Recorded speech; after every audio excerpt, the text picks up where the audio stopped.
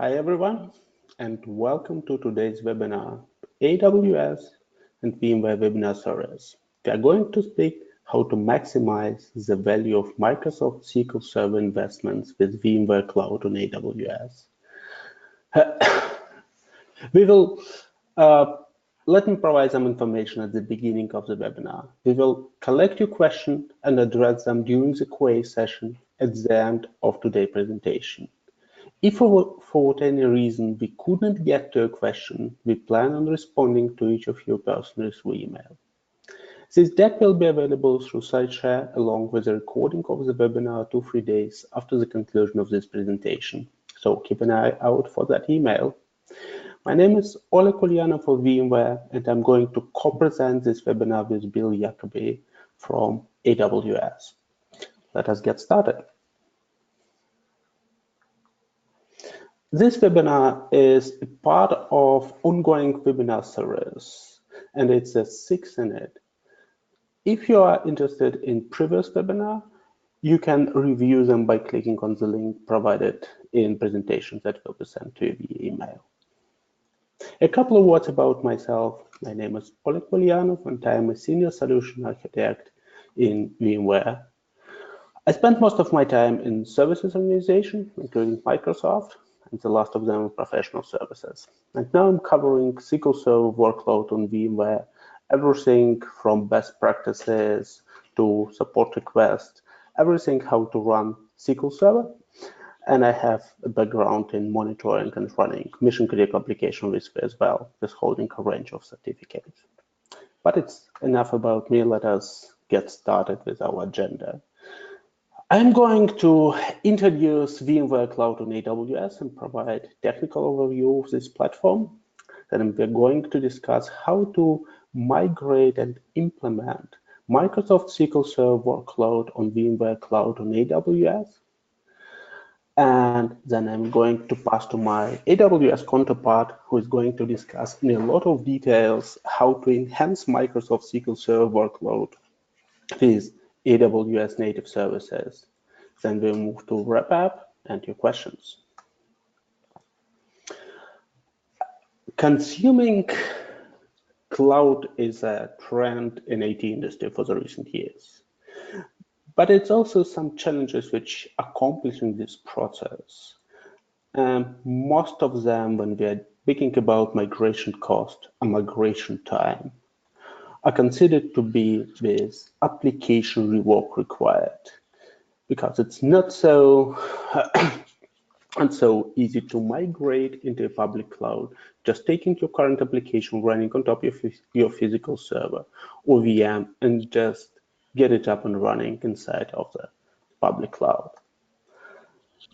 That is why we are looking to provide a hybrid approach, which will combine best of on-premises with familiar tools and leveraging your existing investment, with the benefits of public clouds, which can scale faster and reduce cost and have a global blueprint.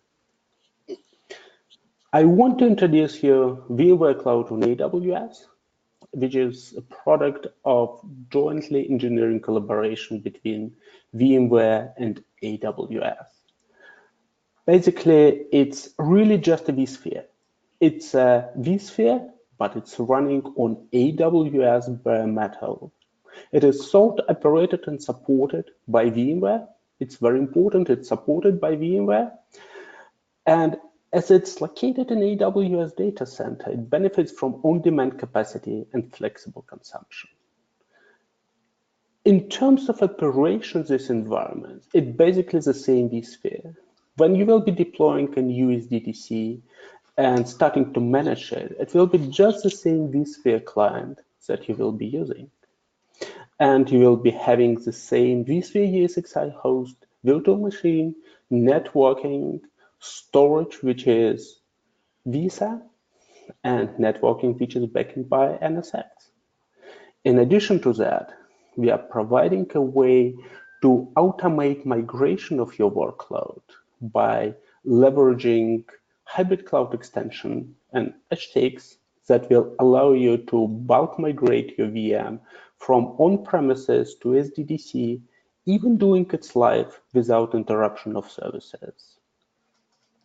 And last but not the least, as it's a joint solution between VMware and AWS, it provides you all benefits and access to native AWS services that we are going to cover in a lot of details at the second part of this presentation.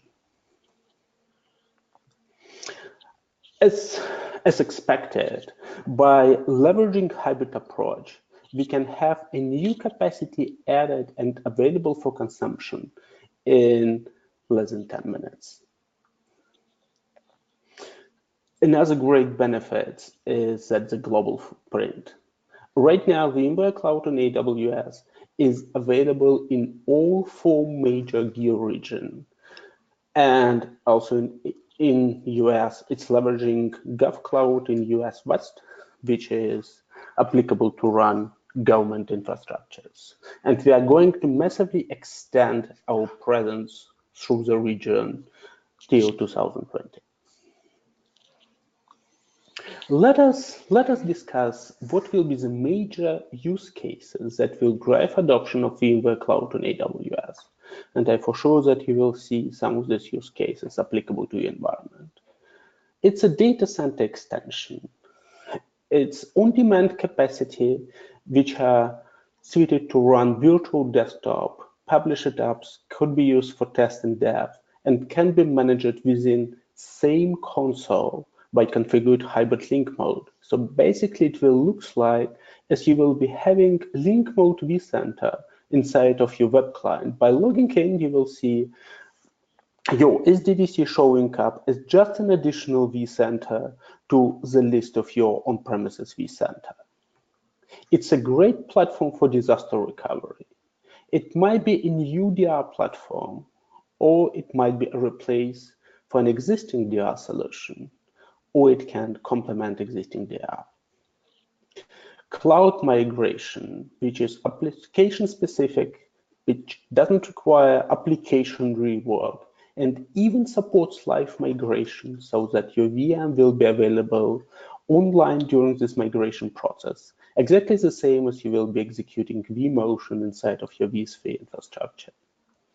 And next generation application, it's a great platform to build hybrid application or modernize your application landscape.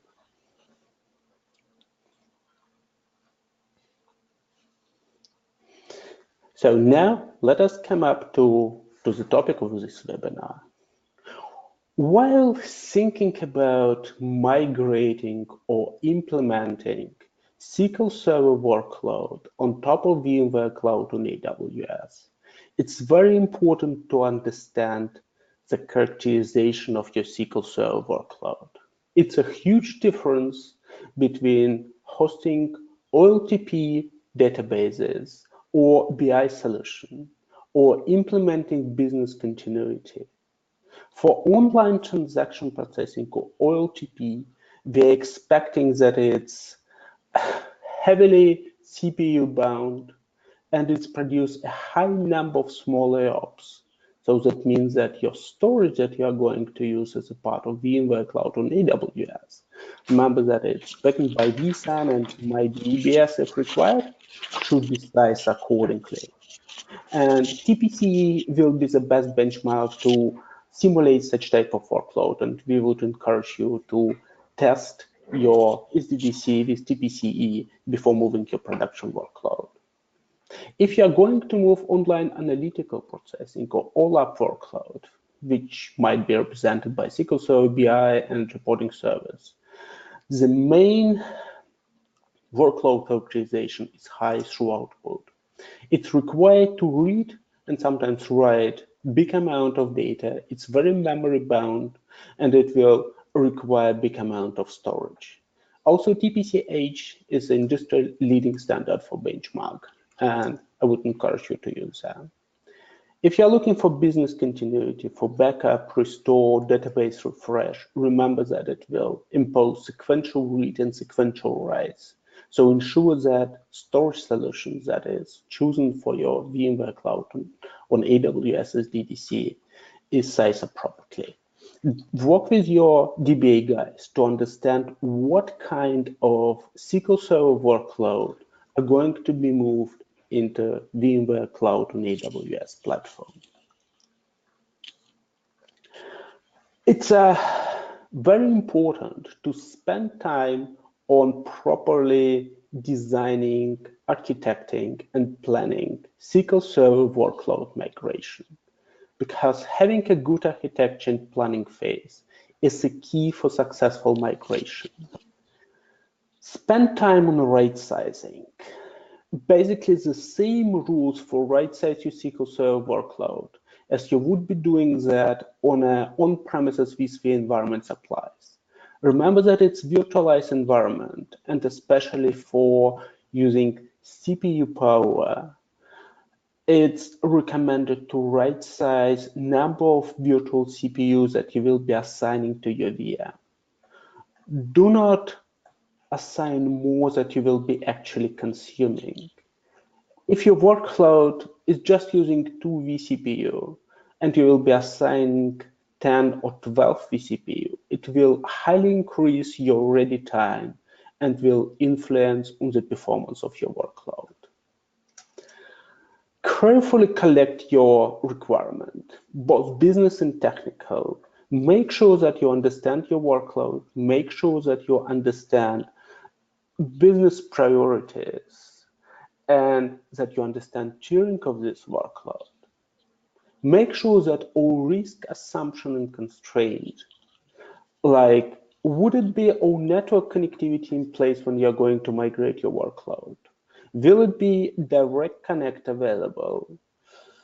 How you're going to stretch your networking to make sure that it's simultaneously available on premises and in VMware Cloud on AWS? Are you going to use L2 VPNs to get your VLAN stretched?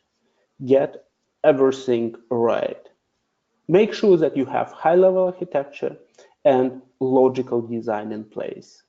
That is the key part here. So just the approach is, it's basically your new data center. And while planning to consume it, spend time to create all required architecture documents. And last but not the least, your operational consideration. It's a lot of things that you are using now to manage your on-premises SQL Server workload. This includes monitoring tools, your backup strategy, your DR instruction, your operational manuals, and all other documentation. This documentation should be updated and drafted, and solutions should be prepared before actual migration will happen. VMware Cloud on AWS provides a very easy way to migrate the VM workload, as mentioned, by doing just like executing migration, by just starting this wizard, clicking through the points, and you get your workload migrated. But does it mean that you have everything in place to consume your migrated workload? Make sure that you understand how you're going to back up your workload, that your backup server would not stay on premises, that your monitoring tool are adjusted to monitor your new data center. Remember that Virtualized Operation Manager could be used to monitor your VMware Cloud on AWS as SDC and should be configured via new vCenter adapter. Ensure that your operational manual and DR manuals are also adjusted to reflect new location of your workload. That is something that normally services driven, but helps a lot to prepare for successful execution of your workload migration and consumption of SQL Server on top of VMware Cloud on AWS. For the workload migration process itself, it's slightly different for different SQL Server setup and configurations that you might be having on-prem or going to introduce. And that is why it's very important to tightly work with your DBAs when planning your migration or implementation of SQL Server workload on top of VMware Cloud on AWS. If it's just a standalone SQL Server instance hosted on a single VM, Ensure that you have all prerequisites in place, that you have all the networking configured. And that is an important part while consuming VMware Cloud on AWS. Networking is the key to success. From networking perspective, it will be just like you're connecting new data center. Ensure that your networking part is covered, your networking team is involved. Ensure that you have direct connect. We are not supporting migrating workload without direct connect. So make sure that it's available. Ensure that you have hybrid link mode configured. It will involve to couple your vCenter that is managing your environment in SDDC and VMware Cloud on AWS with your on-premises environment. You need to prepare your target SDDC. You will need to have vSphere folders just to separate your workload. You might want to go with a resource pool to place your workload. You must be aware about your storage option. Remember that it's vSAN, and that means that your storage-based policies for different disks that you're having on a SQL cluster should be pre-created. And the migration itself is just long-distance vMotion of your workload, where you will be selecting step by step how you're going to map your compute resource, what will be your destination storage. Ensure that networking is available before you're migrating, especially if you want to retain IP addresses, which is possible with VMware Cloud on AWS. Ensure that your VLANs are stretched using NSX edges. And then just execute long-distance vMotion, and your workload might even stay online through the whole process. Or you might leverage hybrid cloud extension and proceed with a bulk migration 100 VMs at once. If you have clustered configuration of SQL Server on-prem, and you are going either to implement a DR scenario or to move the whole cluster, be prepared for SQL Server always on availability groups. Make sure that you are changing your replication to be asynchronous between the nodes that you are going to migrate and the nodes that will stay on-prem.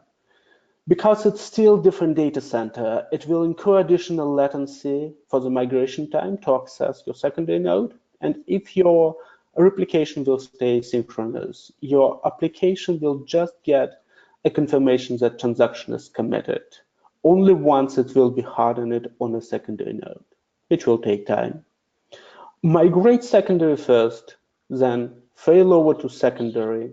Ensure that all your workloads and all your dependence workload is already migrated, and your client have an access to VMware Cloud on AWS, and accomplish it by migrating primary node if required.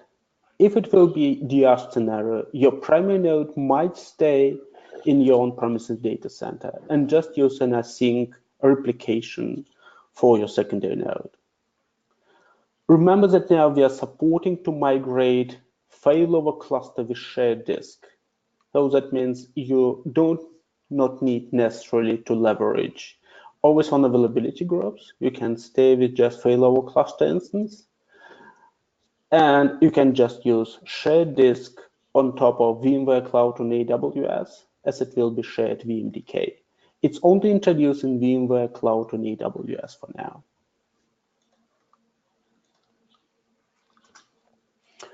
Let us, after you have your workload migrated or implemented on top of VMware Cloud on AWS, let us see what availability options we can provide.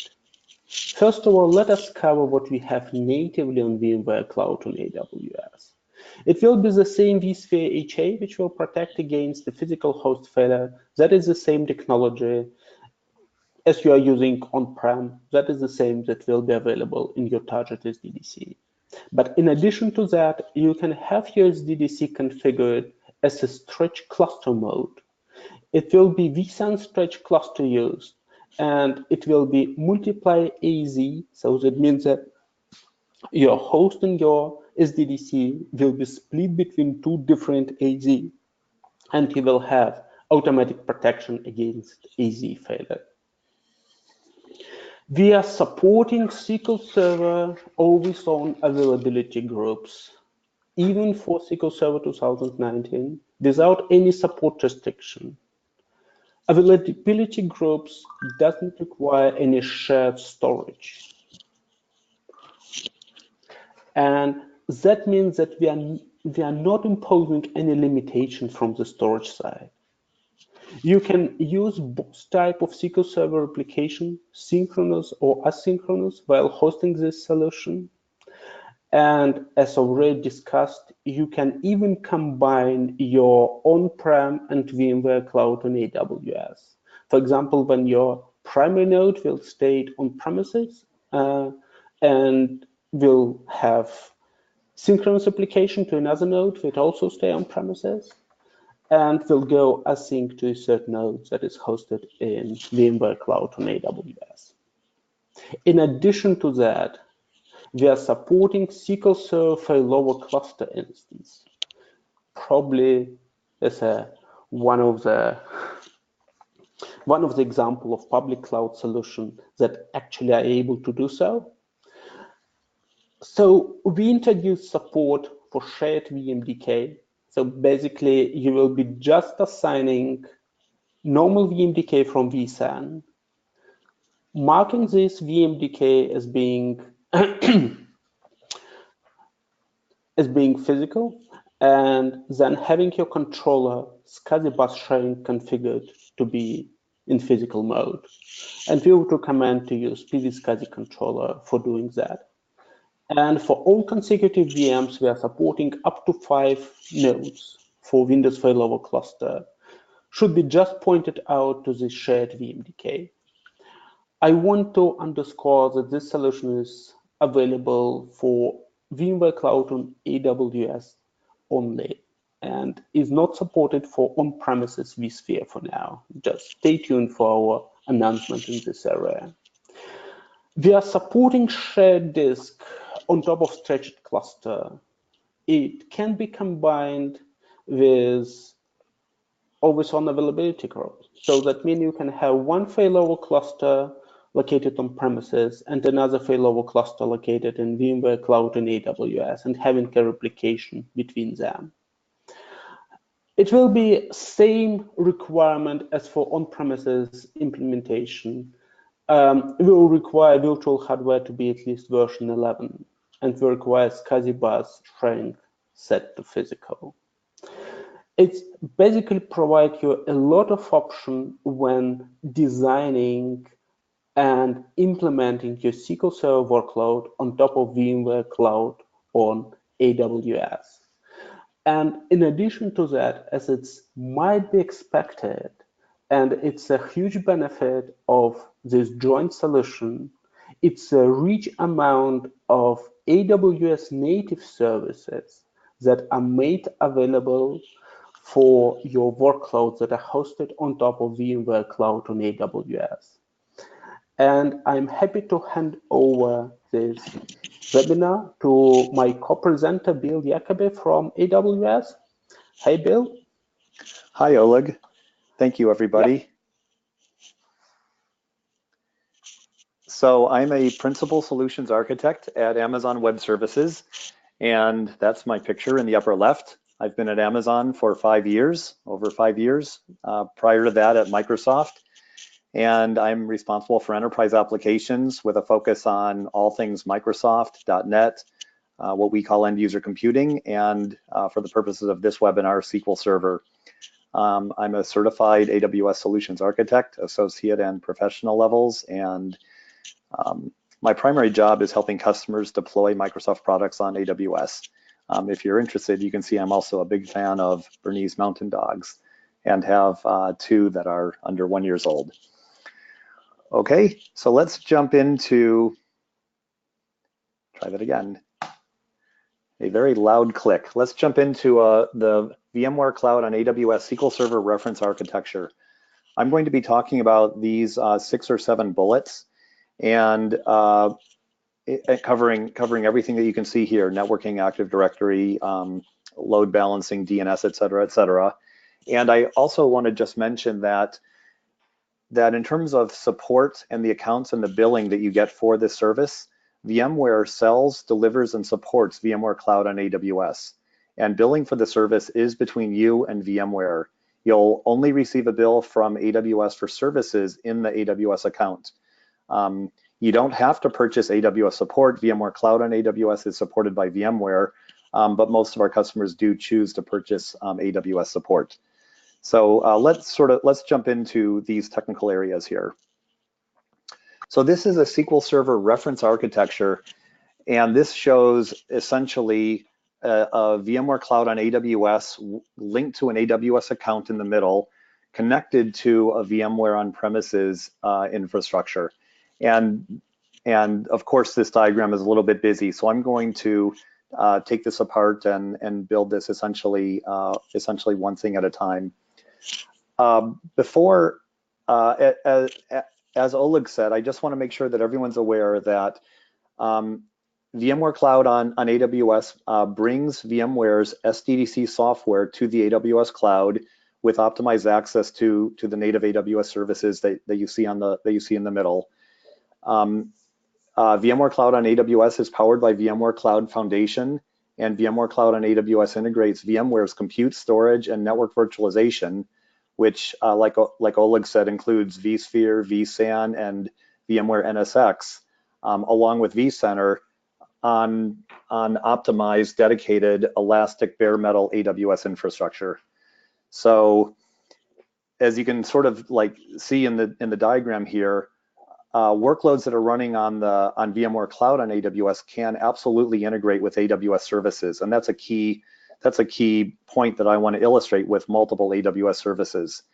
So when you're using VMware Cloud on AWS, your SDDC, your software-defined data center on the VMware side of this diagram over here, this software-defined data center it is integrated with public API endpoints for AWS services, such as the ones that you're seeing here: AWS, Amazon Route 53, Amazon S3, CloudWatch, AWS Directory Service, and others like AWS Lambda, Amazon Simple Queuing Service, et cetera, et cetera. And I should mention that customers can also take advantage of Amazon Elastic File System for fully managed file service to basically scale file-based storage to 2 petabytes with high availability and durability across multiple availability zones. I should also just mention on this kind of high-level overview depiction that you use the same management tools that you use today to manage resources on VMware Cloud on AWS. What I mean by that is you have a vCenter server instance deployed as part of VMware Cloud on AWS as part of the SDDC. You connect the vCenter server instance to manage VMware Cloud on AWS clusters. And you get a VMware Cloud Web Console to enable you to support common tasks such as adding and removing hosts, configuring firewalls, and configuring other basic network settings. These tools do require plugins and may require extensive vSphere permissions that are provided on VMware Cloud on AWS. Okay, so some of the tools from on-prem, you can't just directly use those plugins on VMware Cloud on AWS. VMware Cloud on AWS uses a least privilege security model in which you don't have full administrative access. You have only the administrative access that you've been assigned. Okay, so let's actually sort of dive into those categories I mentioned on the previous slide. So let's start off with just a very basic VMware Cloud on AWS SDDC infrastructure.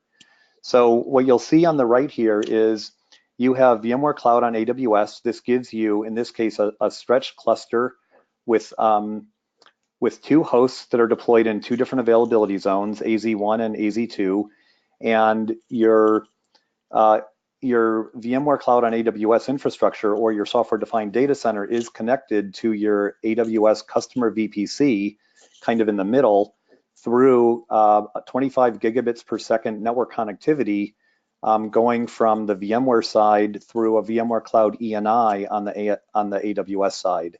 And this gives you, like I said, extremely high network bandwidth between the VMware Cloud side and AWS. I should mention that on the VMware side, the VMware Cloud and AWS infrastructure runs on dedicated single-tenant hosts provided by AWS in a single account. Each host is the equivalent of an EC2 i3 Metal instance. An i3 Metal instance has 2 sockets with 18 cores per socket, 512 gigs of RAM, and 15.2 terabytes of raw SSD storage. Each host is able to run many VMware virtual machines, tens to hundreds, depending on the compute, memory, and storage requirements of each VM. And clusters can range from a minimum of 3 hosts up to a maximum of 16 hosts per cluster. And so a single VMware vCenter server is deployed in each SDC environment. Okay, so this is just the out-of-the-box kind of basic setup that you get when you load the software. Okay, and so now in this case, let's add a virtual private gateway. And adding a virtual private gateway is what enables you to connect from AWS and VMware Cloud on AWS to on-premises. And the virtual private gateway provides external networking to enable communication through, as you'll see on the next slide, either VPN or direct connect to your on-premises vCenter. And for VMware vSphere on premises, what do you need to have running? You need to have VMware vSphere 6.0 or later in your on-premises environment.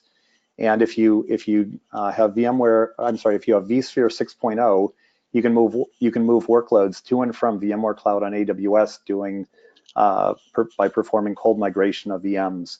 There's no conversion or any modification necessary. If you want to take advantage of what's called hybrid linked mode, HLM, for a single pane of glass management between your on-prem environment and VMware Cloud on AWS, you need to have VMware vSphere 6.5 or later, okay? And so if you have vSphere 6.5 and vCenter Server 6.5 or later running in your data center, with hybrid link mode, you get this single pane of glass for management of resources on VMware Cloud and on premises. If you do not have VMware vSphere 6.5 or later in your on-premises environment, you'll need to run multiple vCenter instances to manage your environment. One vCenter instance for on-premises and another vCenter instance for managing VMware Cloud on AWS. Okay, and just finally, when you're connecting to on-premises, ESXi hosts are connected via I mentioned earlier this AWS Elastic Networking Adapter, or ENI, which provides throughput of up to 25 gigabits per second. You are not required to run NSX on premises when interacting with VMware Cloud on AWS. VMware virtual machines can be cold migrated to VMware Cloud without any modifications. Okay, and I should also mention, for those of you who are VMware professionals, HCX, you can use HCX, and HCX Hybrid Cloud Extension supports all capabilities in both NSX-V and NSX-T software-defined data centers. Okay, so let's sort of continue on. This gives you the basic interoperability or interconnectivity on the cloud side, as you see here, and interconnectivity through the Virtual Private Gateway, or VGW, to on-prem VMware. Okay, and so now taking advantage of the Virtual Private Gateway, you can overlay Direct Connect, which is a private networking connection between your on-premises sites and AWS, which is a service that you would purchase through Amazon and a telco, or you can use just standard VPN, which would operate over the internet. Okay, so that's how you connect on-premises to the cloud environment.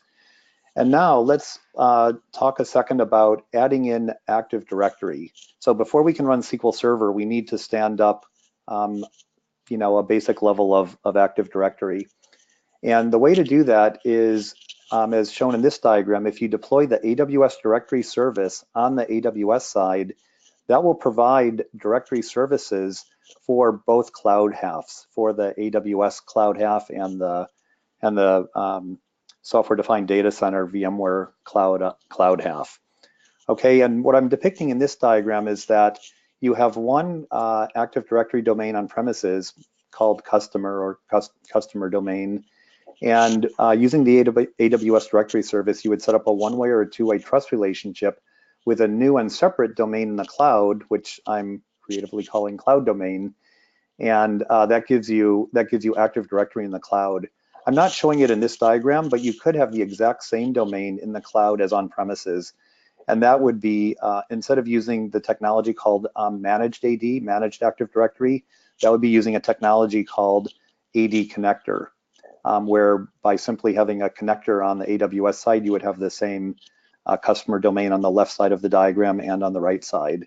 And you would have one forest and one set of permissions. So using this architecture I've shown here, AWS Directory Service and Managed AD, we've set up a cloud domain that the VMs on the VMware side can access and domain join, which we'll do with SQL Server in just a second. And the instances on the AWS side can also join those same domain controllers and have access to AD services. So let's dive one level deeper into the AWS Directory Service. The service that I'm deploying, this Managed Active Directory service, provides or deploys two managed domain controllers. And you'll notice that these are deployed into separate availability zones, AZ1 and AZ3, so that if there were to be an AZ failure, domain services would be highly available through the other availability zone. Okay, so if you were using the AD connector, and we'll have a whole separate webinar on just Active Directory in a cloud environment. But if you wanted to, instead of having managed domain controllers that are provisioned, managed, backed up, patched by AWS, if you use the AD connector, instead of using managed domain controllers, you could deploy your own domain controllers, which would be part of your customer domain if you just wanted to extend your customer domain to the cloud. And we have customers who use both options, and many customers who feel one or the other is better for their business. Okay, now once you've laid down Active Directory, then you're able to deploy SQL Server into this environment. And I want to say just a couple words about deploying SQL Server into this environment. The first point I want to make is a point that Oleg made just a second ago. We're deploying this into a software-defined data center stretched cluster. And so we have a stretched cluster between AZ1 and AZ2. And a stretched cluster is a deployment model in which two or more VMware Cloud on AWS clusters are part of the same logical cluster, but as you can see, are located in separate availability zones. Just so you know, the maximum size that you can make a stretched cluster is 16 nodes. A stretched cluster, a common question, a stretched cluster can only span availability zones. It cannot span AWS regions. If you want to protect against a regional failure, you would use a DR tool such as VMware Site Recovery Service. Is there a performance impact when you run VMs in a stretched cluster? The answer is yes, because we're performing synchronous writes across two AZs, and there is additional overhead in the write transactions. And this is the case in any stretched cluster implementation. Okay, so let's talk a little bit about SQL Server in this case. So I've laid down my networking. I've got my interconnectivity to the AWS customer VPC. I've laid down my managed domain controllers, which gives me access to the cloud domain. I've deployed SQL Server on node 1, and I've deployed SQL Server on node 2. And to deploy SQL Server for always on, I would start and configure the Windows Server feature, Windows Server failover clusters.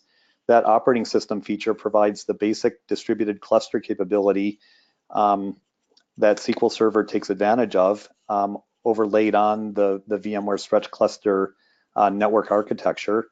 And once I've deployed a Windows Server failover cluster on the two nodes, I then configure SQL Server always on and designate a primary node, which I'm showing as node 1, and a secondary node, which I'm showing as node 2. Okay, and so the actual deployment is very similar to deploying on premises, but we have all the cloud magic that I've been talking about.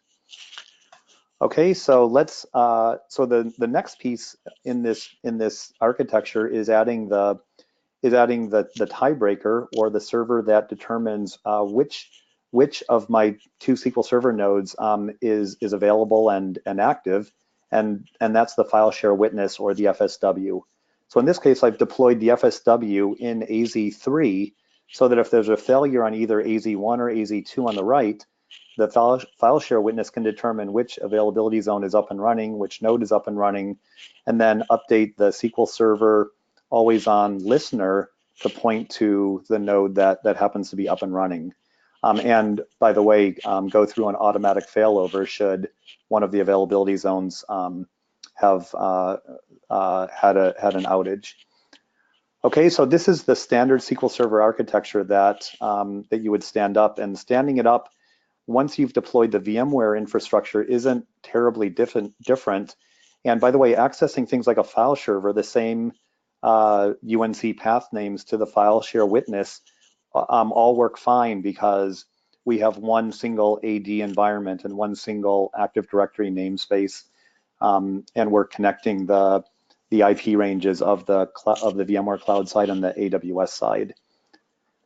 Okay, so this gives you Active Directory. So you have networking, you have Active Directory, you have SQL Server, you have Windows Server failover clusters, and you have always-on availability groups on supporting a SQL Server always-on cluster.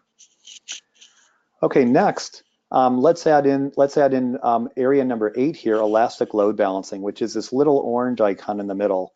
And I've added AWS Elastic Load Balancing to this architecture, so that if you have users who are coming in from the internet, those users can hit an Elastic Load Balancer, and they can and the Elastic Load Balancer can distribute traffic across applications that would be in these two subnets.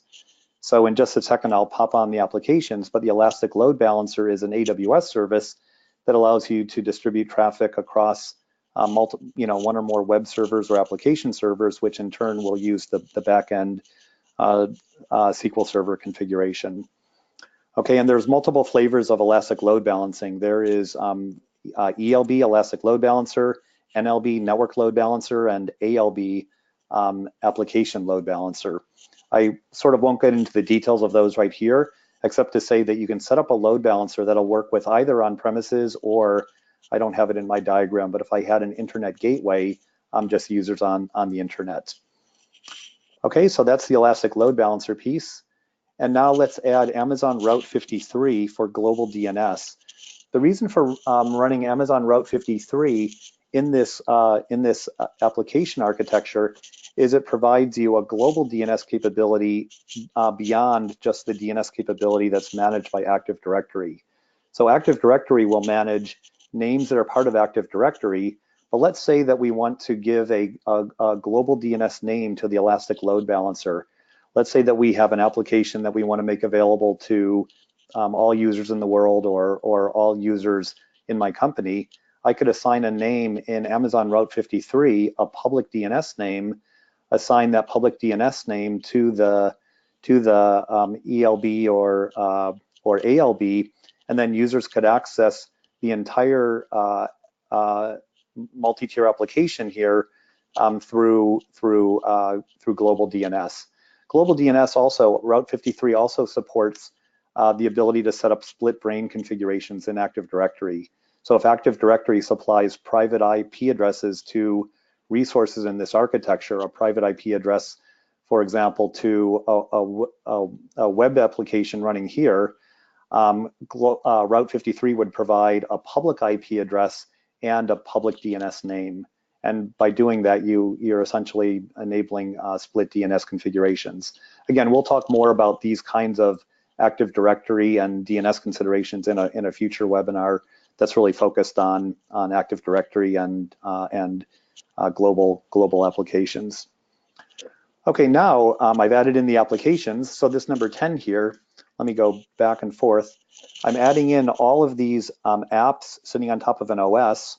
So all of these areas where you see the 10 represent the applications. The applications can run on premises. The applications can run on the VMware, on the AWS side, and the applications can run on the VMware side, all of these applications have access to any of the resources in the environment through Active Directory, and any of these applications can access the Elastic Load Balancer, can access Route 53, and can simply place requests on SQL Server on the back end. Okay, and next I'm showing a service up here at the top. And again, let me go back and forward. I'm adding in the service called Amazon S3, which we call object storage. And object storage is very inexpensive storage that can be used in this architecture for SQL Server backups. Object storage is an order of magnitude less costly than EBS or NVMe storage, and so it provides a very inexpensive mechanism for backups and lets you save SSD storage for running the applications. So Amazon S3 is added to this architecture, and you can use third-party tools. You can either use SQL Server Backup to just create SQL Server.back files and then move them to Amazon S3 manually or through scripting, or you can use third-party tools like Veeam that provide backup tools for SQL Server that will natively store backups in Amazon S3. Okay, and so the final part of the architecture I wanted to point out here is CloudWatch. And CloudWatch is a cloud monitoring tool that runs on the AWS side of this architecture. And CloudWatch has built-in support for logging and collecting metrics of all AWS services, as well as any and all services and applications that generate logs that you would like to push to a single CloudWatch log repository. So for Windows applications, we typically send Windows Server event logs to CloudWatch. We'll typically send IIS logs to CloudWatch, and we'll typically send SQL Server logs to CloudWatch. And then we have a single location to go to look at all logs that are pertinent in this application architecture. Okay, so that's essentially the entire architecture that I started with.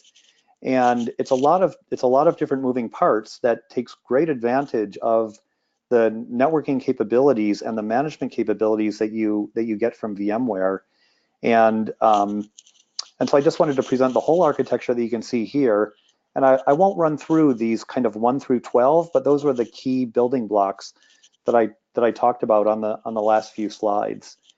So there you have it. This is a reference architecture that we as both companies recommend for running SQL Server on this hybrid cloud of AWS and VMware Cloud on AWS. And this runs really well. I've deployed this multiple times. I've shown this at reInvent and at VMworld. And so this is an architecture that you can absolutely use as a best practice for deploying SQL Server on these hybrid clouds. Okay, so just a couple sort of points to summarize what you've seen here. From a licensing perspective, there's no problem running Microsoft servers, SQL Server, or other Microsoft servers on VMware Cloud. As my slide says here, there are no changes to your on-premises license agreements because VMware Cloud is considered by Microsoft to be a dedicated computing environment. And so if you're able to deploy SQL Server on premises on dedicated hardware, there's no difference in running it on VMware Cloud on AWS, in which the SDC clusters and hosts are dedicated hosts. You're not required to have software assurance. Microsoft provides additional benefits with software assurance, but you can run SQL Server on VMware Cloud without having to have software assurance. Software assurance provides benefits like upgrades to the next version and other capabilities. You also have full support for the environment. So as I said at the beginning, VMware Cloud on AWS is fully supported by VMware, and there's no limitations on the supportability of VMware Cloud. You would call VMware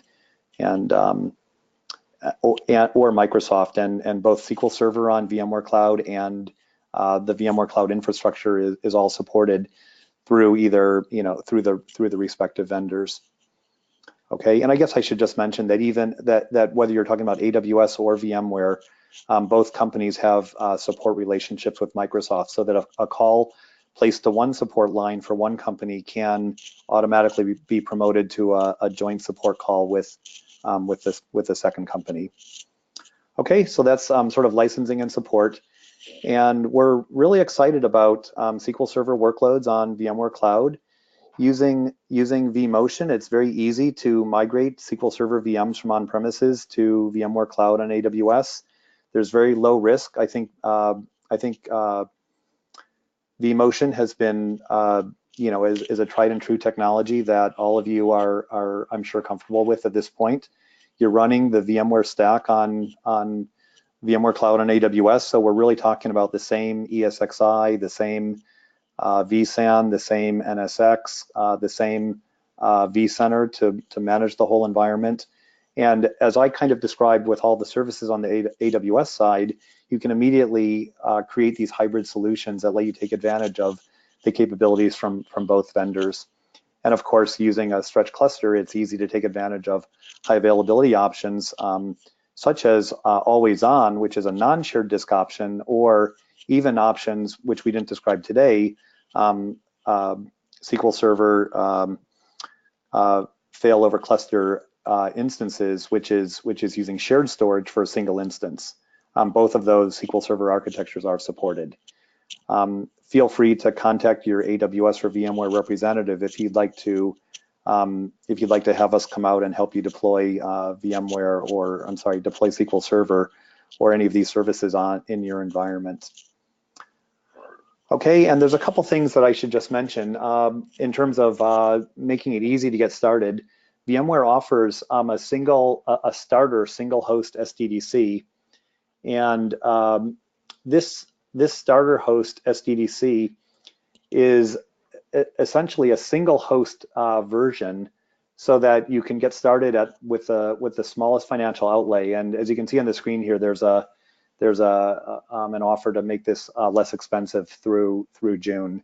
You can also get started with a 3-host SDDC, and you can see that there's an offer to reduce the price of that going through August.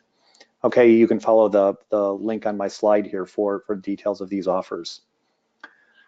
Okay, there are also some offers around Direct Connect, the service to provide a direct network connection from your on-premises environment or data center directly to the AWS data centers that host VMware Cloud. Sort of a free 90-day service and usage. There's also free use of VMware Site Recovery, which I mentioned a little bit earlier for DR purposes. Okay, and as in most webinars, we've got a number of resources for you to take advantage of and learn more information. So I think with that, we will just simply take questions from the audience or from the queue. Yep, that sounds good, Bill. Let us see what we have. I already sorted out a couple of questions. Do you want me to describe the difference between AWS RDS and VMware Cloud on AWS, or you want to take it? I didn't quite hear the question. Okay, so let me repeat it. It was a question in the question queue. What is the difference between AWS RDS and VMware Cloud on AWS? So RDS is the relational database service that AWS provides. The relational database service is a managed database service that will run SQL Server as well as a number of other engines, MySQL, Postgres, Oracle, MariaDB, etc. And we run these databases as a managed service. So basically, you just click a few buttons in the AWS console or issue a command in the AWS CLI, and you've deployed a highly available SQL Server on the AWS side using RDS. Now, there has been an announcement of relational database service, RDS, for VMware, and this does not run on VMware Cloud on AWS, but this is a managed database service doing the same things that I mentioned a second ago: provisioning, high availability, patching, backups, etc. However, it's designed for the VMware environment on premises. Okay, so that managed service is not on VMware Cloud on AWS, but VMware on premises and the AWS Cloud. Yeah, that's correct. Just to add on it, the basic difference is that on top of VMware Cloud on AWS, you're basically having your VMs, you're having the full control, and you're fully managing your SQL instances, your guest operating system, and underlying environment. In terms of the RDS, you're just using provided RDS services without actually managing your VMs. Now let us go to the next question. When you say always on, are you referring to failover cluster instance or an availability group? As I mentioned in the first part of the presentation, we now supporting both of these high availability technologies for SQL Server. So you can deploy failover cluster instance with shared disk using shared VMDK on top of VMware Cloud on AWS. And also you can use availability groups, or you can combine both of them. So that means that while using always on, we are just referring SQL Server clustering. It's another question. Why there is a customer VPC in the SQL reference architecture? Can't we host all instances such as Active Directory, file share in VMware Cloud on AWS? I believe, Bill, can you provide some insight on it? Yeah, absolutely. So using the AWS directory service, we just make it easier for you. So similar to the question about RDS, relational database service, AWS directory service just enables you to say, I want, for example, 2 domain controllers. They'll be provisioned by Amazon. They'll be provisioned in different availability zones. They'll be configured with Active Directory sites and services. The replication will be set up.